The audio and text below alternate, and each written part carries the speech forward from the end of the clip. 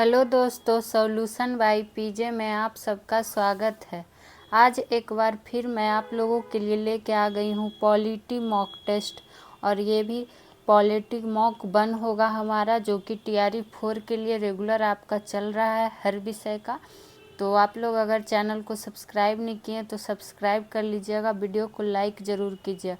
चलिए आज देखते हैं पॉलिटी का पहला प्रश्न क्या है।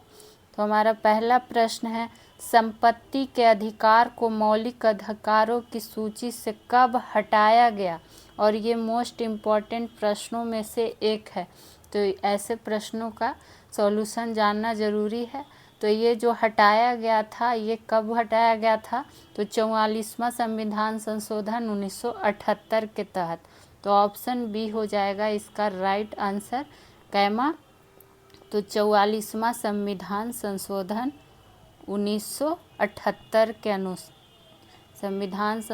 1978 के अनुसार किसको, संपत्ति के अधिकार को क्या कर दिया गया? मौलिक अधिकार के सूची से हटा दिया गया। वही अगर आपसे प्रश्न पूछ ले कि अनुच्छेद किस अनुच्छेद के तहत कानूनी अधिकार बना दिया गया, ये भी आपसे पूछ सकता है। तो किस अनुच्छेद के तहत? तो अनुच्छेद 300 का ए भी पॉइंट नोट करके लिख सकते हैं कि 300A के तहत कानूनी अधिकार बना दिया गया है। कानूनी अधिकार बनाया गया है।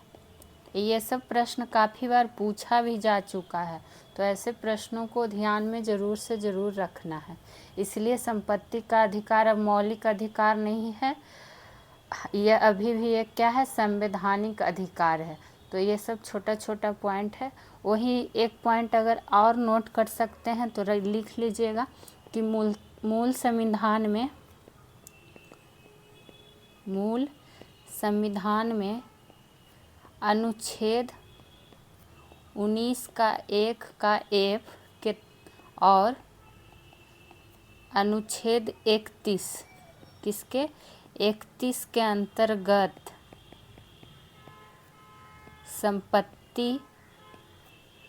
संपत्ति का स्वतंत्रता और क्या लिख सकते हैं, संपत्ति के अधिकार का उल्लेख है। तो ये पॉइंट भी आपके लिए इम्पोर्टेंट बन सकते हैं, इसलिए इसको ज़रूर नोट कीजिएगा, उल्लेख है। ठीक, जो भी इम्पोर्टेंट पॉइंट है, छोटा से छोटा बड़ा से बड़ा, उसको हम लोग जानते जाएंगे ताकि एग्ज़ाम में आपको दिक्कत ना हो। चलिए, ये था हमारा पहला प्रश्न। अब बढ़ते हैं दूसरे प्रश्न की ओर और देखते हैं कि दूसरे प्रश्न में क्या है हमारा। निम्नलिखित में से कौन सा कथन सही है? आजकल स्टेटमेंट वाले क्वेश्चन काफ़ी ज़्यादा पूछे जा रहे हैं, तो ऐसे प्रश्नों को भी ध्यान देना है। यहाँ आपसे सही पूछा जा रहा है, तो जाहिर सी बात है पहले हम गलत जानेंगे तब ना कि क्या इसमें गलत है। तो इसमें देखिए, पहला ऑप्शन है भारतीय संविधान अधियाचात्मक है, जो कि गलत है, इसलिए ये तो आंसर होगा नहीं। भारत एक नाम मात्र का राजतंत्र है, तो ये सेंटेंस भी गलत है। भारत एक कुलीन तंत्र है, ये भी गलत है। तो सही क्या हो जाएगा, भारत एक संसदात्मक प्रजातंत्र है। तो ऑप्शन नंबर डी हो जाएगा इसका राइट आंसर। और आपको पता ही होगा कि भारत में संसदीय प्रणाली अपनाई गई है, और ये कहाँ से लिया गया है, कहाँ के संविधान में, कहाँ से प्रभावित होकर, भारतीय संविधान में कहाँ से प्रभावित होकर क्या संसदीय प्रणाली को अपनाया गया है? तो ये ब्रिटेन में। तो एक पॉइंट यहाँ पर ये नोट करके लिख सकते हैं कि संसदीय प्रणाली, चूँकि संसदीय प्रणाली से संबंधित प्रश्न आया है तो जानना ज़रूरी है। तो संसदीय प्रणाली भारतीय संविधान में कहाँ से लिया गया है? तो ब्रिटेन से।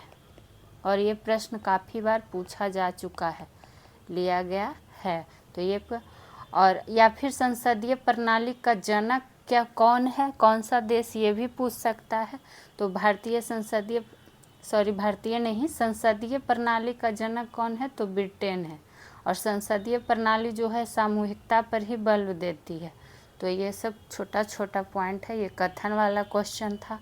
अब बढ़ते हैं तीसरे प्रश्न की ओर और देखते हैं तीसरे प्रश्न में क्या है हमारा। तो आगे आपका यहाँ मिलान करने वाला अनुच्छेद है और इससे संबंधित विषय आपको बताना है कि किस चीज़ से संबंधित है। तो अनुच्छेद 124 जो कि संघीय न्यायपालिका से संबंधित है।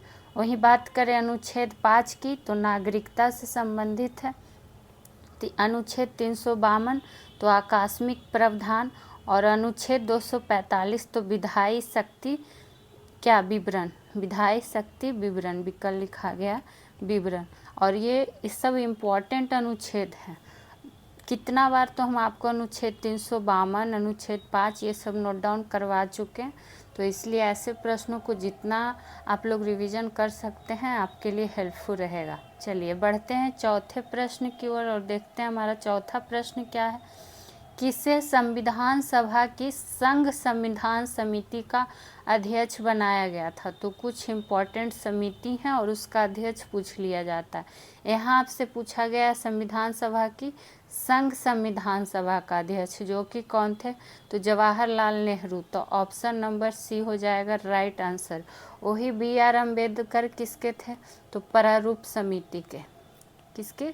प्रारूप समिति के अध्यक्ष कौन हो जाएंगे? BR अम्बेडकर। JB कृपलानी किसके? तो JB कृपलानी झंडा समिति के। किसके? तो झंडा समिति के हो जाएंगे। और यहाँ पे झंडा समिति आया तो एक पॉइंट यहाँ पर और नोट डाउन कर सकते हैं, क्योंकि कन्फ्यूजन हो जाता है कि तदर्थ समिति का अगर आपसे पूछ ले तो तब हो इसका आंसर चेंज हो जाता है, राजेंद्र प्रसाद जी हो जाते हैं तदर्थ समिति। तदर्थ झंडा समिति, तदर्थ झंडा समिति के कौन हो जाएंगे? राजेंद्र प्रसाद। लेकिन सिर्फ झंडा समिति तो JB कृपलानी जी। वही बात कर ले कि सरदार वल्लभ भाई पटेल। तो सरदार वल्लभ भाई से क्या पूछा जाता है? प्रांतीय संविधान समिति। प्रांतीय संविधान समिति के अध्यक्ष कौन थे? तो सरदार वल्लभ भाई पटेल। चलिए अब बढ़ते हैं पाँचवें प्रश्न की ओर और पाँचवें प्रश्न में देख लेते हैं कि क्या है हमारा। यदि राष्ट्रीय आपातकाल घोषित किया जाता है, देखिए फिर से राष्ट्रीय आपातकाल आ गया, घोषित किया जाता है तो उसे ब्लैंक है कितने महीने या वर्ष के बाद संसद का अनुमोदन प्राप्त होता है, ये आपसे पूछा गया है। तो सबसे पहली बात तो जो राष्ट्रीय आपातकाल है ये किस अनुच्छेद के अंतर्गत, जो कि अभी पहले भी क्वेश्चन आ चुका था, तो अनुच्छेद 352 के अंतर्गत राष्ट्रीय आपातकाल की बात कर रहे हैं। वहीं अगर राष्ट्रीय आपातकाल का बात करें तो राष्ट्रीय आपातकाल क्या अनिश्चित काल तक क्या कर सकता है? लागू रखा जा सकता है, लेकिन प्रत्येक 6 महीना में क्या होना चाहिए? संसद का स्वीकृति आवश्यक है। तो यहाँ वही पूछा गया है कि कितने महीने? तो 6 महीने। तो ऑप्शन नंबर ए हो जाएगा इसका राइट आंसर। वही राष्ट्रीय आपातकाल का वर्णन हो गया अनुच्छेद 352 के अंतर्गत। वही अगर पूछ दे कि राज्य में राष्ट्रपति शासन का वर्णन किस अनुच्छेद में आपको मिलता है? तो अनुच्छेद 356 में। किस में? अनुच्छेद 356 में। वित्तीय आपातकाल की बात कर ले, वित्तीय आपातकाल ये सब इम्पोर्टेंट अनुच्छेदों में से एक है। तो ये कब हो जाता है? तो अनुच्छेद 360 में। किस में? तो अनुच्छेद 360 में हो जाता है। और राष्ट्रीय आपातकाल की घोषणा 1 माह के अंतर्गत ही क्या करता है? संसद का दोनों सदन अनुमोदन कर देता है, उसको करना अनिवार्य होता है। तो वो पॉइंट भी क्या ध्यान में रख सकते हैं। और भारत में अब तक 3 बार आपातकाल लागू किया जा चुका है, 1967 में, 1971 में और 1975 में क्या हो चुका है? अब तक क्या हो चुका है? 3 बार हाँ आपातकाल लागू किया जा चुका है, जबकि वित्तीय काल अभी तक भारत में 1 बार भी नहीं लगा है। तो ये सब पॉइंट आपको हम बहुत बार बता चुके हैं, इसलिए उसको नहीं लिख रहे हैं। अब आइए क्वेश्चन नंबर 6 पे। मार्ले मिंटो अधिनियम को किस वर्ष में क्या किया गया था? प्रस्तुत किया गया था। यहाँ आपसे वर्ष पूछा गया, तो ये 1909 में प्रस्तुत किया गया था। कौन अधिनियम? तो मार्ले मिंटो अधिनियम, या फिर मार्ले मिंटो रिफॉर्म को ही क्या कहता, सुधार कहा जाता है। तो मार्ले मिंटो रिफॉर्म भी कह दे या अधिनियम भी कह दे। और मार्ले क्या था? उस समय भारत सचिव था। मार्ले क्या था, भारत सचिव। और जो मिंटो था वो क्या था, तो भारत का गवर्नर जनरल। जिस टाइम ये प्रस्तुत किया गया था उस टाइम का बात करें, गवर्नर जनरल। तो हो सकता है यही पूछ दे कि कौन क्या था। तो ये हो गया। इसमें क्या हुआ था कि भारत में ब्रिटिश सरकार द्वारा क्या किया गया था, समझिए कि सांप्रदायिकता का बीजारोपण हो गया था। मतलब कारण यह था कि हिंदू और मुस्लिम के लिए अलग अलग निर्वाचन मंडल कर भारत का विभाजन का बीजारोपण क्या हुआ था, शुरुआत हुआ था यही। और क्या कहता है, 1909 के एक्ट के द्वारा ही कौन थे, सत्येंद्र प्रसाद सिन्हा जो प्रथम भारतीय थे जो गवर्नर जनरल के कार्यकारी परिषद में सदस्य बनाए गए थे। बस जानकारी के लिए ध्यान में रख सकते हैं, बाकी यहाँ पे और कुछ खास बताने लायक है नहीं। चलिए बढ़ते हैं अब 7वें प्रश्न की ओर देखते हैं। हमारा 7वां प्रश्न क्या है, विश्व की प्रथम महिला प्रधानमंत्री थी, यानी कि कौन थी, यही आपसे पूछा गया। तो ये थी श्रीमावो भंडार नायके, जो कि ऑप्शन नंबर बी में है। और ये कहाँ की प्रधानमंत्री बनी थी, तो 1960 में श्रीलंका की। कहाँ की, 1960 में श्रीलंका की, जो कि विश्व की प्रथम महिला प्रधानमंत्री बनी। तो ये कितना, सोचिए कितना इम्पोर्टेंट हो जाता है। वही बात कर ले, अगर पूछ दे कि भारत की प्रथम महिला प्रधानमंत्री, तो क्या हो जाएंगी, इंदिरा गांधी। तो भारत की प्रथम महिला प्रधानमंत्री कौन हो जाएंगी, तो इंदिरा गांधी। वही सरोजिनी नायडू की बात कर लें, तो सरोजिनी नायडू आपको पता है कि प्रथम भारतीय महिला अध्यक्ष थी, प्रथम भारतीय महिला अध्यक्ष।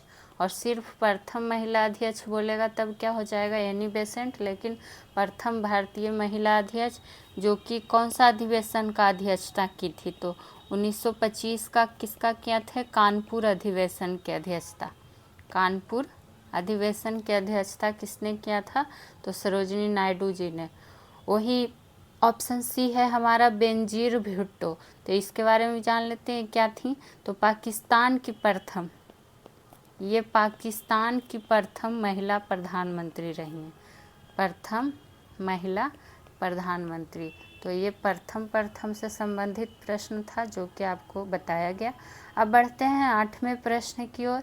राज्यसभा के 1/3 क्या है, राज्यसभा के 1/3 सदस्यों के निर्वाचित होने की अवधि क्या है, यानी 1/3 जो सदस्य हैं उनकी निर्वाचित अवधि क्या पूछा जा रहा है, यही पूछा जा रहा है।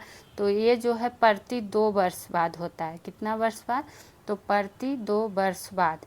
मतलब क्या है, राज्यसभा ये तो पता ही है कि कैसा सदन है, अस्थाई सदन है। कैसा सदस्य है, अस्थाई सदन है, ठीक। और इसमें इनका क्या होता है, 1/3 सदस्य जो है प्रत्येक 2 वर्ष पर नया चुना जाता। और एक सदस्य का अवधि कितना वर्ष का होता है, तो 6 साल का होता है। राज्यसभा के सदस्यों का कार्यकाल कितना होता है, सदस्यों का कार्यकाल तो 6 वर्ष होता है। और क्या कहता है, हाँ यही, और क्या इसमें राज्यसभा के बारे में तो आपको हम डिटेल में पूरा पॉइंट भी पढ़ा चुके हैं, लेकिन यहाँ जो प्रश्न था उसके अकॉर्डिंग यही हुआ, अस्थाई सदन है। और प्रत्येक 2 वर्ष पर क्या होता है, 1/3 सदस्य प्रत्येक 2 वर्ष पर नया चुना जाता है, इसका 1/3 सदस्य। और एक सदस्य का जो अवधि होता है वो 6 साल का होता है। बस ये पॉइंट यहाँ पर ध्यान में रखिएगा, ठीक। चलिए अब बढ़ते हैं 9वें प्रश्न की ओर। जहाँ लगेगा कि ज़्यादा डिटेल देना वहाँ ज़्यादा डिटेल दिया जाएगा, आप लोग को टेंशन लेने की ज़रूरत नहीं है। संसदीय प्रणाली में राष्ट्रपति द्वारा विधायी, न्यायिक, आपातकालीन शक्तियों का उपयोग वास्तव में किसकी सलाह पर किया जाता है। तो ऐसे प्रश्न थोड़े से लंबे हो जाते हैं, लेकिन इनको ध्यान से पढ़ के उत्तर करना है। तो किसके सलाह पे किया जाता है, तो मंत्रिपरिषद। तो ऑप्शन नंबर डी हो जाएगा इसका राइट आंसर, कि मंत्रिपरिषद के सलाह पर ही ये सब सारी शक्तियों का उपयोग वास्तव में किया जाता है।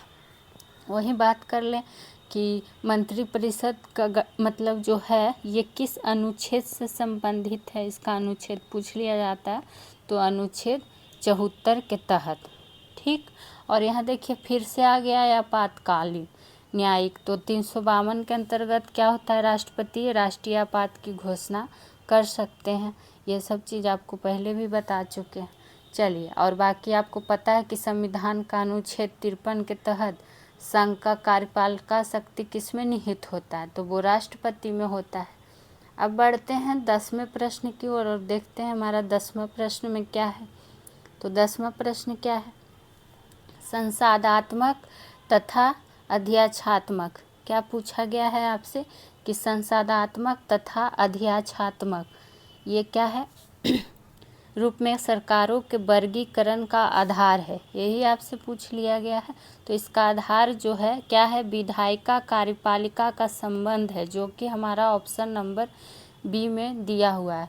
और अभी आपको संसद से संसादात्मक प्रणाली से संबंधित 1-2 पॉइंट ऊपर भी बता चुके हैं, तो एक बार फिर से आपको रिकॉल कर देते हैं कि अगर पूछे संसदात्मक प्रणाली का जनक कौन है, तो ब्रिटेन है।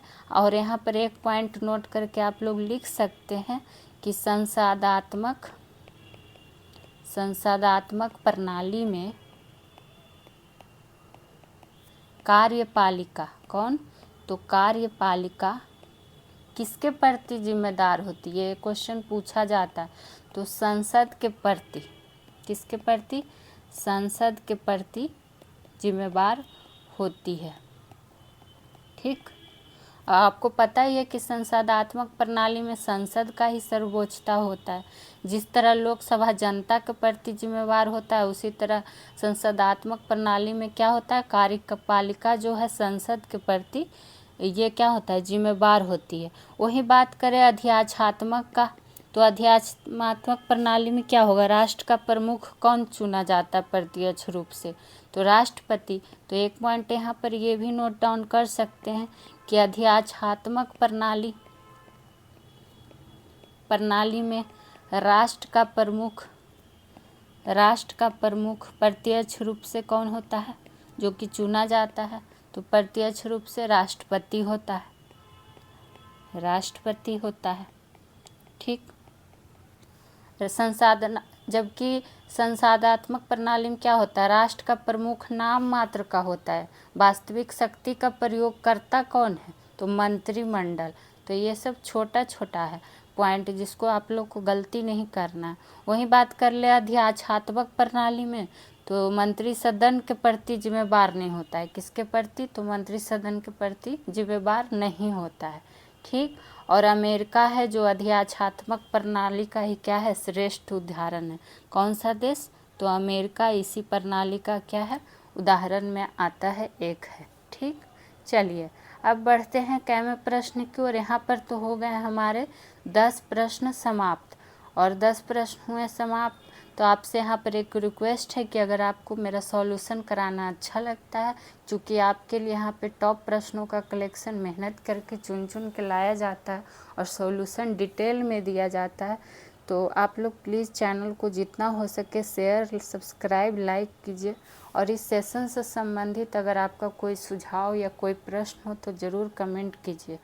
अब आइए बढ़ते हैं 11वें प्रश्न की ओर और देखते हैं क्या है, राजनीतिक समता किसमें पाई जाती है। तो राजनीतिक समता जो है वो किसमें पाई जाती है, यही आपसे पूछा गया है। तो ये जो पाई जाती है किसमें, सार्वभौमिक वयस्क मताधिकार में। तो ऑप्शन नंबर बी हो जाएगा इसका राइट आंसर। या फिर इस तरह से भी कह सकते हैं कि सार्वभौमिक वयस्क मताधिकार है जो क्या करता है, मानव को राजनीतिक समता प्रदान करता है। चूँकि प्रत्येक व्यक्ति का मत का मूल्य क्या होता है, एक समान होता है। प्रत्येक मतदाता जो वोट देता है उसका मूल्य भी तो एक समान होता है। तो यही हुआ सार्वभौमिक वयस्क मताधिकार। तो राजनीतिक समता यानी कि बराबर होना, तो वही बात है, प्रत्येक मतदाता का वोट का मूल्य क्या होगा, एक समान होगा। और आपको पता है कि वयस्क मताधिकार लोकतंत्र का विशेषता है एकदम। और वही बात कर ले कि भारत में एक पॉइंट यहाँ पर ये नोट कर सकते हैं कि भारत में सार्वभौमिक देखिए क्वेश्चन आंसर तो कोई भी करवा के निकल जाएंगे, हम भी चाहेंगे तो आपको सिर्फ क्वेश्चन, यहाँ पे आपको हर रोज़ हर विषय का क्या 20 ही प्रश्न लाया जाता है, लेकिन एकदम इम्पॉर्टेंट जो रहता है वो ही लाया जाता है। यानी कि लॉलीपॉप क्वेश्चन सिर्फ आपको ला दिए, बस रटा रटाया करा दिए, हो गया, वो काम नहीं है। आपको ऐसा कि मतलब आपका प्रश्न छूटे नहीं, क्योंकि कोई भी एग्ज़ाम में अब तह से पूछा जा रहा है, रटा रटाया प्रश्न का अब सीधा कलेक्शन थोड़ा ख़त्म हो रहा है। तो थोड़ा फैक्ट से पढ़ा कीजिए एकदम अंदर तक, ताकि आपका प्रश्न में कोई भी गलती ना हो। तो भारत में सार्वभौमिक वयस्क मताधिकार की बात करें तो अनुच्छेद किसके तहत, तो 326 के तहत प्रदान किया गया है।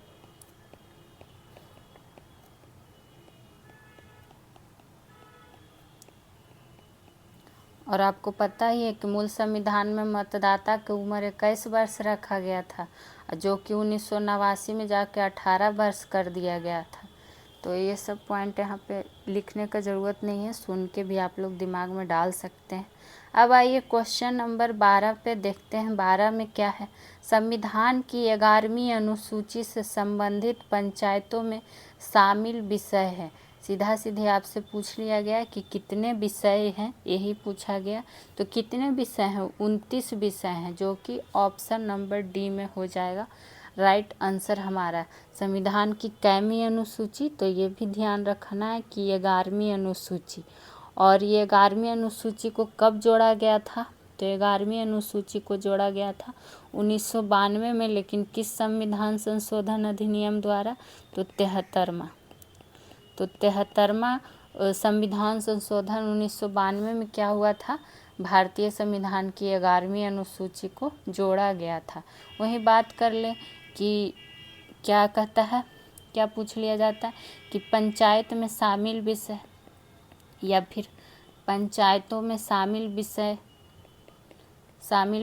विषय जो कि कुछ इम्पोर्टेंट होते हैं, जैसे कि हो गया ग्रामीण विकास, गरीबी उन्मूलन, सड़क, पेयजल, यही सब क्या हो जाता है, पेयजल, ये सब क्या है, पंचायतों में शामिल विषय है। वहीं 12वीं अनुसूची की अगर बात कर ले कि 12वीं अनुसूची किससे संबंधित है, 12वीं अनुसूची तो किससे संबंधित हो, नगर पालिका से। किससे, तो नगर पालिका से संबंधित हो जाएगा। और 12वीं अनुसूची में कितने विषय को जोड़ा गया, ये भी पूछा जाता है। तो 18 विषय को जोड़ा गया।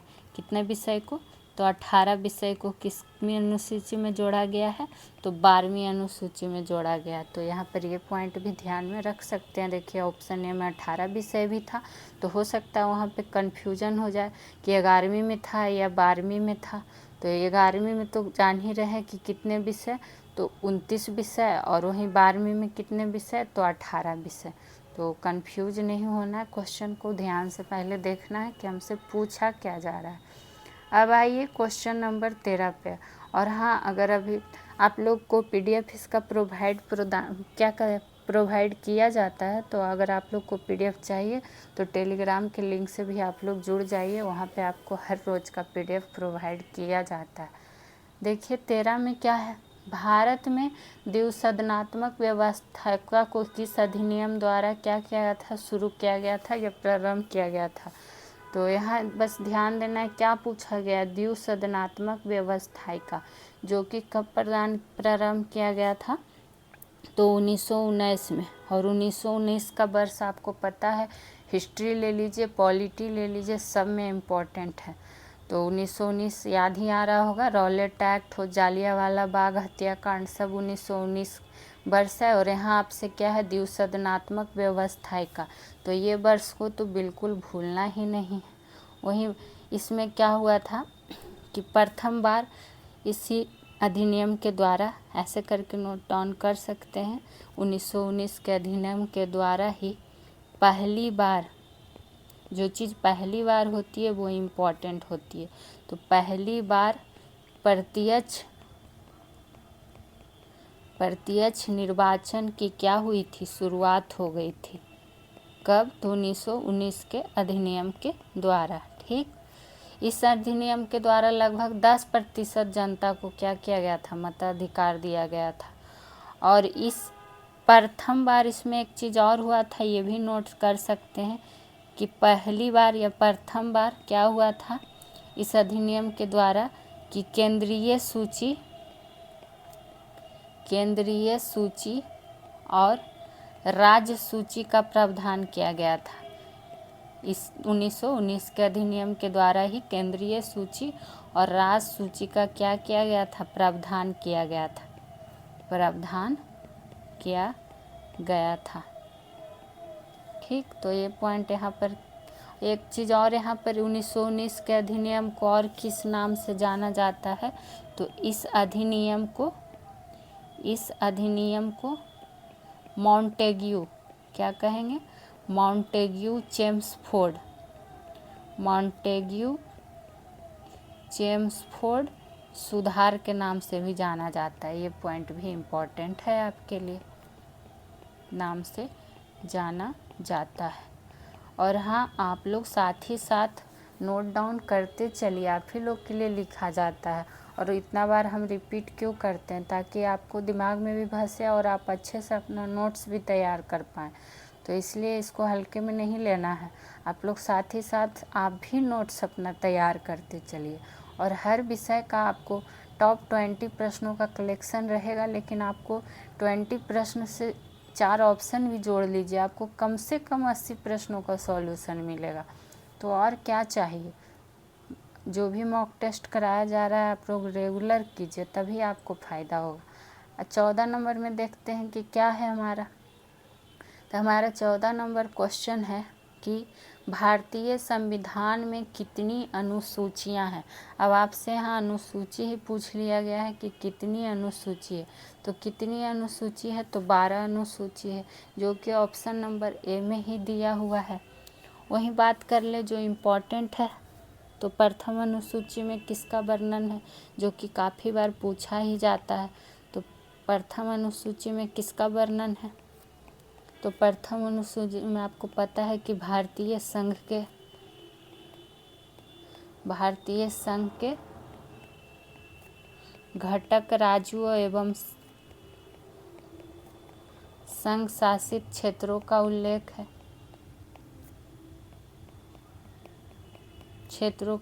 है किस अनुसूची में, तो प्रथम अनुसूची में क्या है, उल्लेख है। वही बात कर ले अभी वर्तमान में कितने राज्य हैं, तो आपको पता ही है कि 28 राज्य हैं और कितने केंद्र शासित प्रदेश हैं, तो 8 केंद्र शासित प्रदेश है। तो ये सब छोटा छोटा पॉइंट है, लेकिन इसको भी ध्यान में रखते जाना है। वही अगर द्वितीय अनुसूची की बात कर ले, तो उसमें आपको पता होगा कि जो भी विभिन्न भारतीय राज्य व्यवस्था में जो भी पदाधिकारी हैं उनको जो वेतन भत्ता पेंशन मिलता है उसी का उल्लेख किया गया है द्वितीय अनुसूची में। तो उतना अनुसूची तो बारी बारी से लिखना पॉसिबल नहीं है, वो आपको टॉपिक वाइज में करवा चुके हैं, लिखवा भी चुके हैं। वहीं तृतीय अनुसूची की बात कर दें तो विभिन्न पदाधिकारी का शपथ से संबंधित है, बस बोल देते हैं। और चौथा में आपको पता होगा कि राज्यसभा में राज्यों का प्रतिनिधित्व का विवरण है। 5वां में अनुसूचित क्षेत्र और अनुसूचित जनजाति का प्रशासन का उल्लेख है। और 6ठा में असम मेघालय जो त्रिपुरा मिजोरम राज्य हुआ था उसका जनजाति क्षेत्रों का प्रशासन का संबंध है। तो ये सब अनुसूची कितना आप लिखते चलिएगा, वो तो आपको टॉपिक वाइज में कराया जाता है। हाँ, बस आपको बोल दिया गया, चूँकि ये आपका मॉक टेस्ट है तो उतना लिखना पॉसिबल नहीं है। अब आइए क्वेश्चन नंबर 15। 1937 में कांग्रेस का मंत्रिमंडल कितने प्रांतों में बने। तो सबसे पहले तो यहाँ एक पॉइंट और बन गया कि कौन सा ईस्वी, तो 1937। तो ये चीज़ ध्यान तो रखना ही है। और कितने प्रांतों में बना, तो 8 प्रांतों में। तो ऑप्शन नंबर सी हो जाएगा राइट आंसर। ठीक, वही बात करें तो और क्या प्रश्न बन सकता है, तो 1937 में क्या हुआ था, कांग्रेस संयुक्त प्रांत बिहार, मध्य प्रांत, उड़ीसा और मद्रास में क्या किया था, बहुमत प्राप्त किया था। अब बॉम्बे प्रांत में कांग्रेस बहुमत के एकदम निकट रहा था और वहाँ भी सरकार क्या बनाया था। फिर 1937 के चुनाव में कांग्रेस बड़ा दल हुआ, उसके कारण क्या क्या था, असम में भी सरकार बनाया था। तो ये सब बस आपको बोल देते हैं, उतना नोट क्या कीजिएगा, लेकिन यहाँ पर बस ये ध्यान रख सकते हैं कि 1937 और इस कितना मंत्रिमंडल कितना प्रांत में बना था, ये दोनों ज़रूर याद रखिएगा। बाकी तो डिटेल में आप लोग पढ़ते हैं तो ये सब जानकारी होगा ही, तो पॉइंट बाई पॉइंट उतना लिखना पॉसिबल नहीं ना है। जहाँ रहता है जो चीज़ कि हाँ ये लिखना ज़रूरी है, हम खुद लिख देते हैं। देखिए अब आइए प्रश्न नंबर 16 पे। ठीक, 16 में क्या है, पंचायती राज की स्थापना की दिशा में सर्वप्रथम किस समिति की सिफारिश पर प्रयास किए गए। यहाँ आपसे पूछा गया है कि कौन ऐसा समिति है जिसकी मतलब सिफारिश पर पंचायती राज का स्थापना हुआ, यही पूछा गया। तो ये कौन सा हो जाएगा आपका, बलवंत राय मेहता समिति, जो कि ऑप्शन नंबर सी में है। और बलवंत राय मेहता समिति का गठन कब किया गया था, ये आपसे पूछ लिया जाता है, गठन वर्ष इसका। तो इसका जो गठन वर्ष है ये क्या हो जाएगा, 1957। कब, तो 1957 में। और वही बात करें तो बलवंत राय मेहता समिति के सिफारिश पर ही क्या हुआ था, पंचायती राज को 3 स्तर का बनाने का सुझाव दिया गया था। तो यानी कि त्रिस्तरीय पंचायत पूछे कि त्रिस्तरीय पंचायत का मतलब 3 स्तर का बनाने का सुझाव पंचायती राज को किसके द्वारा दिया गया था, तो बलवंत राय मेहता समिति के द्वारा दिया गया था। और बलवंत राय मेहता समिति के सिफारिश पर ही क्या हुआ था, 2 अक्टूबर कितना 1959 को, कहाँ, अच्छा से लिख देते हैं, 1959 को पूछा जाता है कि 2 अक्टूबर 1959 को कहाँ, तो राजस्थान के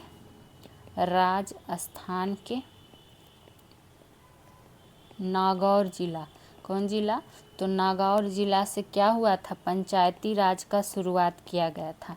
पंचायती राज का शुरुआत किया गया था किसके सिफारिश पर, तो बलवंत राय मेहता समिति के सिफारिश पर। वहीं अशोक मेहता समिति का बात कर ले तो अशोक मेहता समिति द्विस्तरीय, अगर आपसे पूछे द्विस्तरीय पंचायती राज को बनाने का सुझाव किसका था, तो हो जाएगा अशोक मेहता समिति। लेकिन त्रिस्तरीय तो बलवंत राय मेहता समिति। वही अशोक मेहता समिति कब आया, तो 1977 में इसका गठन हुआ, 1977 में। और बलवंत राय मेहता समिति का गठन कब हुआ, तो 1957 में। तो ये सब पॉइंट साथ ही साथ ज़रूर नोट डाउन करते चलिएगा आप लोग को। अब चलिए बढ़ते हैं अगले प्रश्न की ओर, और प्रश्न नंबर है 17। देखिए फिर से आ गया आपका पंचायत से संबंधित प्रश्न ही, कि पंचायती राज संस्थाओं के सबसे नीचे के स्तर पर कौन है। तो यहाँ आपसे सबसे नीचे का स्तर पूछा जा रहा है, वो भी पंचायती राज संस्था का। चूँकि देखिए आपका हर सेशन 30 से 40 मिनट का ही होता है, तो आप लोग आराम से देख सुन सकते हैं। इतना तो आप लोग ऐसे ही निकाल देते हैं हंसी मजाक में, तो पढ़ाई के लिए तो इतना टाइम दे ही सकते हैं। तो ऐसे इम्पोर्टेंट प्रश्नों के लिए आपसे रिक्वेस्ट है, प्लीज़ जितना हो सके चैनल को सपोर्ट कीजिए, सब्सक्राइब कीजिए, लाइक कीजिए। आप लोग का अगर कोई सुझाव होगा तो हम उस सुझाव को ज़रूर मानेंगे, इसलिए सुझाव दिया कीजिए, या फिर कोई कमेंट हो आपको इस सेशन से संबंधित तो किया कीजिए। यहाँ आपका प्रश्न है, सबसे नीचे स्तर पर कौन होता है, तो पंचायती राज प्रणाली में सबसे छोटा इकाई का अगर बात कर लें तो ग्राम सभा और पंचायत ही होता है। तो ऑप्शन नंबर ए हो जाएगा इसका राइट आंसर, कि ग्राम सभा और पंचायत जो होता है पंचायती राज प्रणाली में क्या होता है, सबसे छोटा इकाई कहिए या फिर सबसे का नीचे का स्तर होता है। वहीं अगर पूछ दे कि ग्राम सभा में ग्राम सभा की बैठक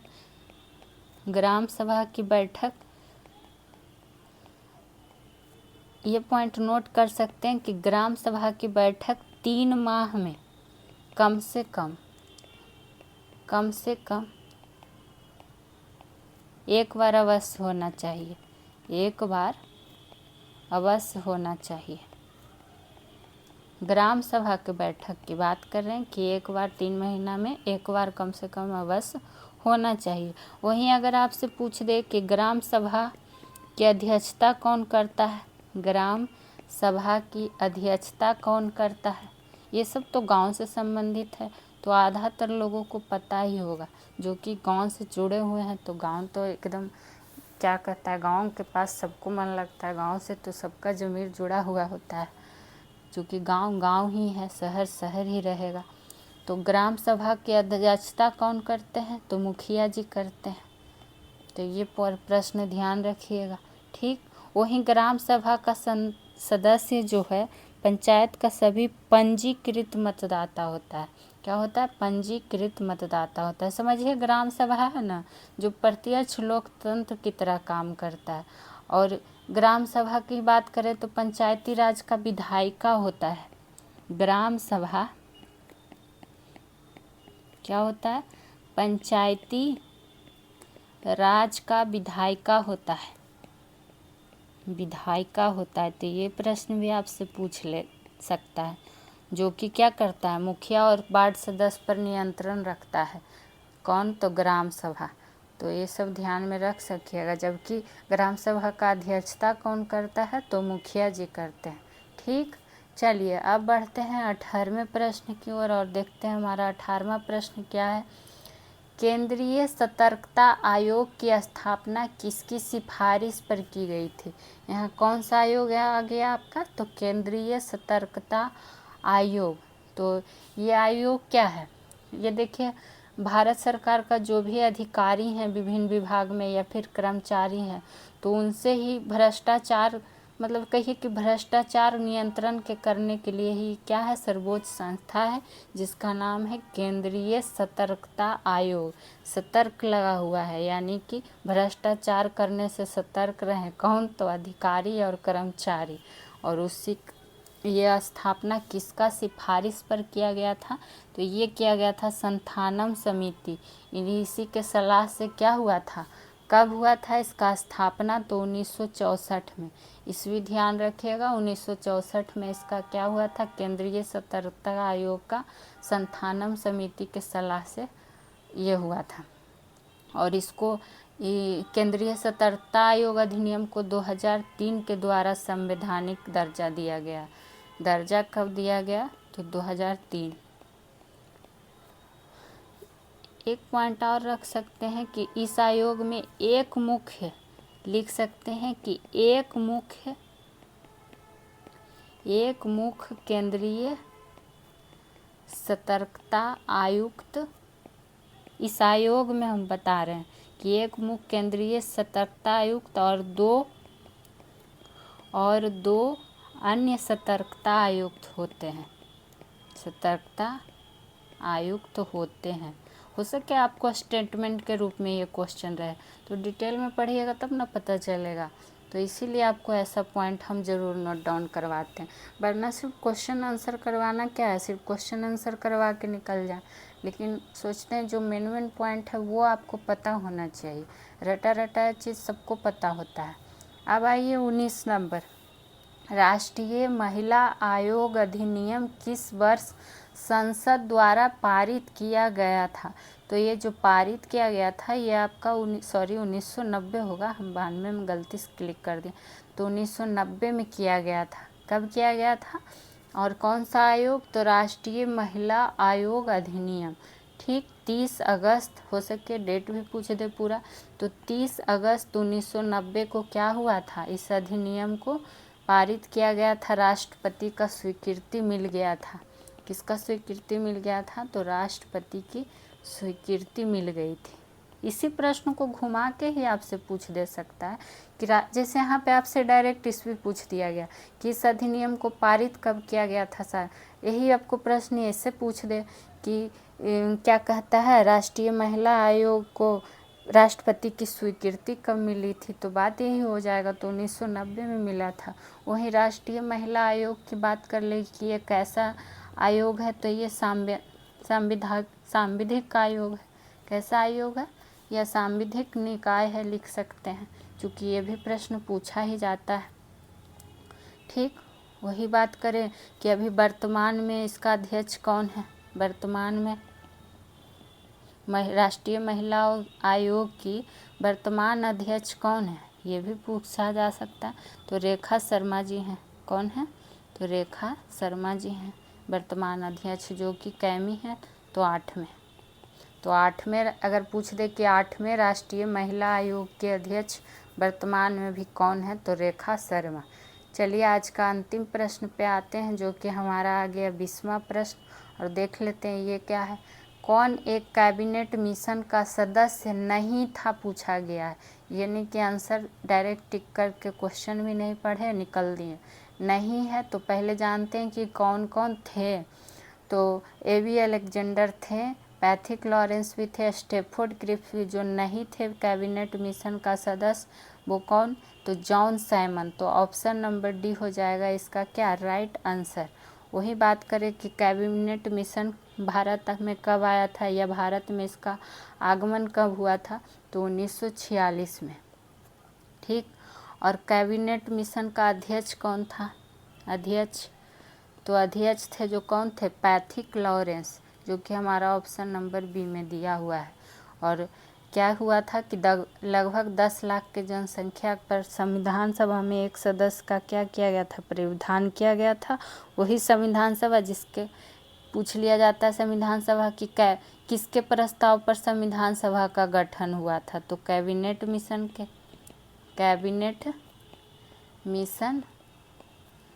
के प्रस्ताव पर ही क्या हुआ? संविधान सभा का गठन हुआ था। ये पॉइंट इम्पोर्टेंट है, संविधान सभा का गठन हुआ था। ठीक। और क्या जान सकते हैं? जो स्टैफोर्ड क्रिप्स थे साइमन आयोग के सदस्य थे ही, और क्रिप्स मिशन के भी अध्यक्ष रह चुके थे। कौन? तो स्टैफोर्ड क्रिप्स, साइमन आयोग और क्रिप्स मिशन दोनों के अध्यक्ष रह चुके थे। बाकी तो यहाँ जान ही गए कि कौन इसके सदस्य नहीं थे और कौन थे।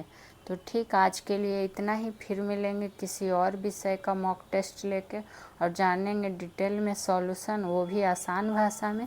तो अगर आपको मेरा सॉल्यूशन कराना अच्छा लगता है तो प्लीज़ चैनल को सब्सक्राइब कीजिए, शेयर कीजिए, लाइक कीजिए, और कोई कमेंट हो तो कमेंट भी कीजिए। चलिए मिलते हैं नेक्स्ट वीडियो में किसी और सब्जेक्ट का लेकर। तब तक खुश रहिए, मस्त रहिए, स्वस्थ रहिए। Thank you.